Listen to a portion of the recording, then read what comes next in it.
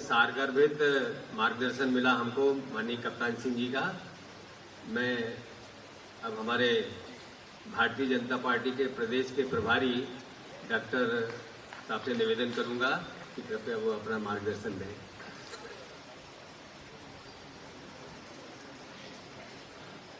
आज के इस ऐतिहासिक गरिमापूर्ण कार्यक्रम के मुख्य अतिथि जिनका मैं हृदय से अभिनंदन करता हूं, स्वागत करता हूं, वंदन करता हूं और बहुत अच्छा लग रहा है जब ये कहा जा रहा है कि मध्य प्रदेश के मुख्यमंत्री जी ने यह कार्यक्रम आयोजित किया है। ऐसे हमारे लोकप्रिय मुख्यमंत्री आदरणीय डॉक्टर मोहन यादव जी, जिनका सारगर्भित मार्गदर्शन अभी यहाँ पर प्राप्त हुआ, हम सब लोगों के संरक्षक हैं। ऐसे आदरणीय कप्तान सिंह सोलंकी जी कई राज्यों के राज्यपाल रहे, हमारे जैसे बहुत सारे कार्यकर्ताओं का जिन्होंने निर्माण किया और जिनका मार्गदर्शन उसके पहले मिला आदरणीय कैलाश सिंह। मैं इनको सुन रहा था तो मुझको लगा कि ये 1975 और 74 में तो नहीं चले गए हैं। इनकी आयु, इनकी ऊर्जा, उनका उत्साह, इनका उमंग, इनकी उसी तरीके का भाव भंगिमा दिख रहा था। ऐसे आदरणीय कैलाश सोनी जी जो हमारे राष्ट्रीय अध्यक्ष हैं लोकतंत्र सेनानी के, आदरणीय मेघराज जी इतने वरिष्ठ हमारे यहाँ पर बैठे हुए हैं, संरक्षक हैं लोकतंत्र सेनानी के, आदरणीय हमारे अशोक पांडे जी प्रांत के संघ चालक हैं, आदरणीय माखन सिंह जी हमारे पूर्व संगठन मंत्री, हमारे उप मुख्यमंत्री आदरणीय जगदीश देवड़ा जी, आदरणीय सुधीर अग्रवाल जी, आदरणीय कृष्णा गौड़ जी, आदरणीय रामेश्वर शर्मा जी, आदरणीय भगवान दास जी, आदरणीय हमारे राहुल कोठारी जी प्रदेश के महामंत्री, आदरणीय रविंद्र यती जी और सभी मंच पर उपस्थित आदरणीय वरिष्ठजन हमारे सत्येंद्र जी भूषण जी जो इस टोली के सदस्य हैं प्रदेश के, और यहाँ पर उपस्थित हमारे सभी आदरणीय लोकतंत्र सेनानी और उनके परिवार से जुड़े मित्रों और मीडिया के मित्रों, मैं देख रहा था आप लोग भारत माता का जयकारा बहुत जोर से लगा रहे थे। आज सवेरे मैं भगवान सूर्य को जल दे रहा था तो मेरे मन में एक बात आई। मैं सूर्य को प्रणाम करते हुए सोच रहा था कि 26 जून 1975 का जब सवेरा हुआ था उस समय मेरे भारत की क्या स्थिति थी। तब मैं कैलकुलेट कर रहा था, आदरणीय कैलाश जी ने कहा 51 साल हो गए। मैंने सोचा कि 51 साल बीत गए, कितनी सारी पीढ़ियों ने क्या क्या देखा है। और 51 साल पहले आज से 18,615 दिन बीत गए, 16वां दिन शुरू हो गया है। तब मेरे ध्यान में आया कि 612 महीने बीत गए। मुझको लगा कि घंटे कितने बीत गए, तो 4,46,760 घंटे बीत गए। तब मैं सोचते सोचते सोचा कि मिनट कितने बीत गए। तब मेरे ध्यान में आया कि 2,68,05,600 मिनट बीत गए। तब मैंने सोचा सेकंड कितने बीत गए, कितनी सांसें भारत माता की चली। तब मेरे ध्यान में आया 1,60,63,36,000 सेकंड बीत गए। और तब से लेकर के अब तक इतने सारे सवेरे हम लोग देखते हुए चले आए। मेरे मित्रों, मैंने देखा, मैंने तो इमरजेंसी को झेला नहीं है, मेरे परिवार ने भी देखा है, मेरे रिश्तेदारों नातेदारों ने इमरजेंसी में जेल गए। मेरे मित्रों, मैं कभी कभी सोचता हूं तो मेरे को लगता है कि अंग्रेजों ने कैसी बर्बरता की थी। 1857 का स्वतंत्रता संग्राम हो, 1905 का बंग आंदोलन हो, 1906 का मुस्लिम लीग की स्थापना हो, 13 अप्रैल 1919 का जलियांवाला बाग का कांड हो, 1921 का असहयोग आंदोलन हो, 1922 का चौरी चौरा कांड हो, 1925 का काकोरी कांड हो, 1929 का पूर्ण स्वराज की घोषणा हो, 1930 का नमक आंदोलन हो, 1932 का अरविंद समझौता हो, 1934 का पाकिस्तान का प्रपोजल हो, 1942 का भारत छोड़ो आंदोलन हो, करो और मरो का नारा हो, और 16 अगस्त 1945 की बंगाल की सीधी कार्रवाई हो। मित्रों, सारी बर्बरता तो आजादी से पहले देखा, लेकिन आजादी के बाद भी ऐसी स्थिति देखने को मिलेगी ऐसा कभी सोचा नहीं था। लेकिन देखते देखते आदरणीय कप्तान सिंह जी ने भी यहाँ चर्चा किया। आप सब जानते हो 21 अक्टूबर 1945 को क्या हुआ था। 15 अगस्त 1947 को आजादी मिली और 21 अक्टूबर 1947 को कबालाई भेष में पाकिस्तान की सेना जम्मू कश्मीर में घुस गई। अभी इमरजेंसी की बात कर रहे थे, धारा 352 की बात कर रहे थे। 61 और 62 का भारत और चाइना का युद्ध हो रहा था और भारत का प्रधानमंत्री कबूतर उड़ा रहा था। देखते देखते 1 सितंबर 1965 का भारत और पाकिस्तान का युद्ध हुआ, लेकिन जीती हुई बाजी ताशकंद के समझौते में जीत गए। 71 और 72 की लड़ाई हुई और देखते देखते शिमला समझौते में हम जीती हुई बाजी हार गए। मेरे मित्रों, मैं इस बात को इसलिए कहना चाहता हूं, अभी आदरणीय कप्तान सिंह सोलंकी जी कह रहे थे आज तक समझ नहीं आया कि इमरजेंसी क्यों लागू की गई। आदरणीय तो हमारे संरक्षक है, मार्गदर्शन है, उनके सामने तो मैं कुछ बोल नहीं सकता, लेकिन मैं आपसे कहना चाहता हूं अभी फिल्म का प्रदर्शन यहां पर किया जाएगा, आप देखिएगा। उस समय जब 71 और 72 की लड़ाई हुई, 99,000 सैनिकों के पाकिस्तान को भारत के वीर जवानों ने बंदी बना लिया, लेकिन शिमला समझौते में हम जीती हुई बाजी हार गए। और उस समय गरीबी का हटाओ का नारा दिया गया, चुनाव हो गया, 352 सीटें कांग्रेस को मिल गई, इंदिरा गांधी अहंकार में चूर हो गई और उस समय एक नारा दिया गया, इंदिरा इज इंडिया और इंडिया इज इंदिरा, और इंदिरा अपने आप को इंडिया समझने लगी। आदरणीय कप्तान सिंह जी जो बात कह रहे थे, वो भारत में जब ऐसा संकट आए तब इमरजेंसी लागू हो, लेकिन इंदिरा जी ने अपने को ही भारत मान लिया। उन्होंने मान लिया सब कुछ हमारा है, ये परिवार ही भारत है और मैं ही भारत हूं, बाकी इसके सिवा कुछ नहीं है। और इसलिए जब वहां पर इस तरीके की स्थिति पैदा हुई, अहंकार में चूर हो गई।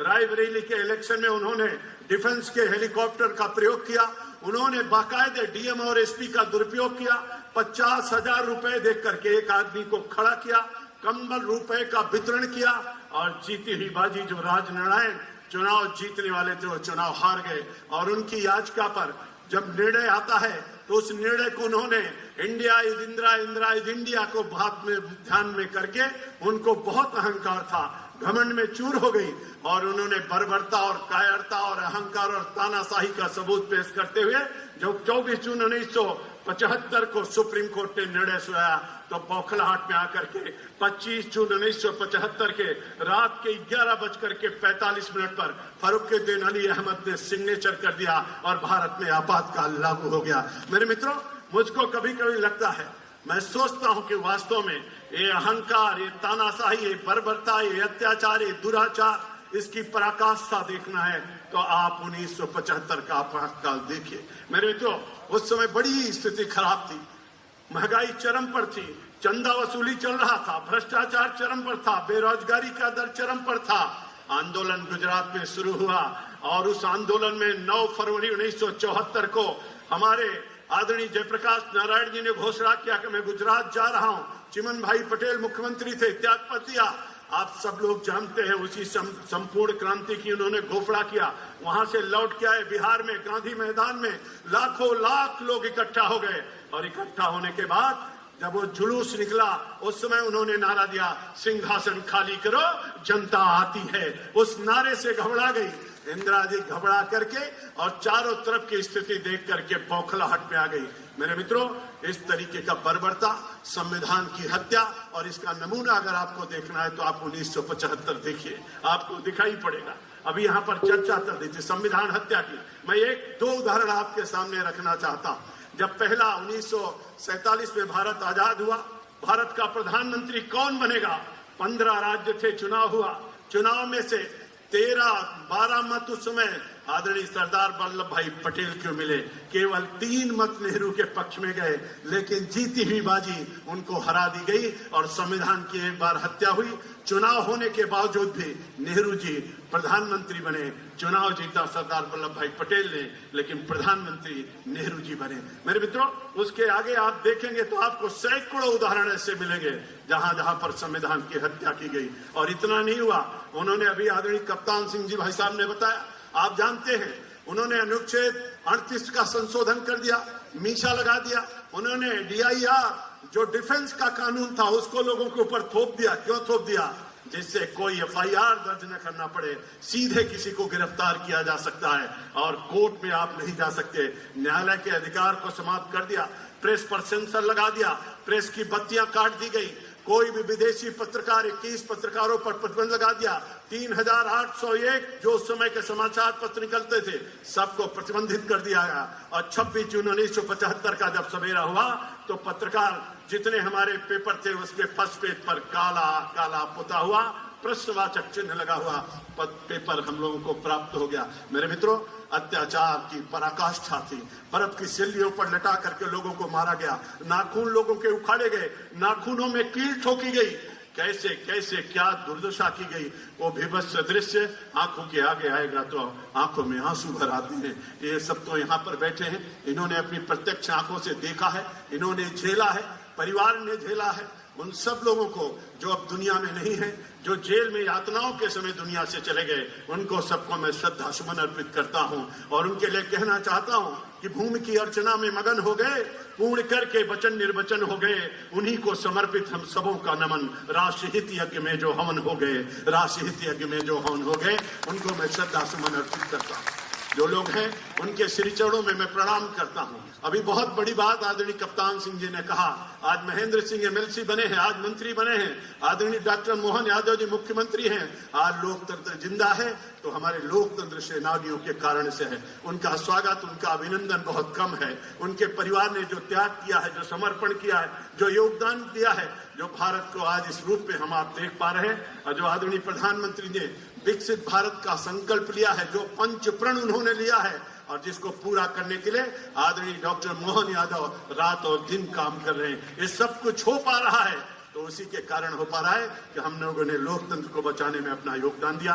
मैं ज्यादा कुछ नहीं कहूंगा, लेकिन आप सबको एक बार पुनः यहाँ पर जो हमारे वरिष्ठ जन बैठे हैं, लोकतंत्र सेनानियों के श्री चरणों में मैं शीश झुका करके उनको सबको प्रणाम करता हूँ। उनके परिवारजनों को मैं प्रणाम करता हूँ, प्रभु से प्रार्थना करता हूँ हम सब लोग सचेत रहेंगे, जागरूक रहेंगे और इसीलिए धारा 38 को चेंज करना, 39 को चेंज करना, 40 को चेंज करना, 41 को चेंज करना, 42 को चेंज करना, 48 को चेंज करना, सब कुछ को बदल देना और संविधान को जिस तरीके से उन्होंने रौदा है समाप्त किया है। इसलिए हम कहते हैं संविधान हत्या दिवस के रूप में भारतीय जनता पार्टी इसको मनाती है, इसको हम काला दिवस के रूप में मनाते हैं। मेरे मित्रों, आज लोग संविधान की कॉपी लेकर के घूम रहे हैं। उनको याद नहीं आता है कि राजीव गांधी की जब हत्या हो गई, राजीव गांधी नहीं रहे तो 3 सप्ताह तक चुनाव को रोक दिया गया।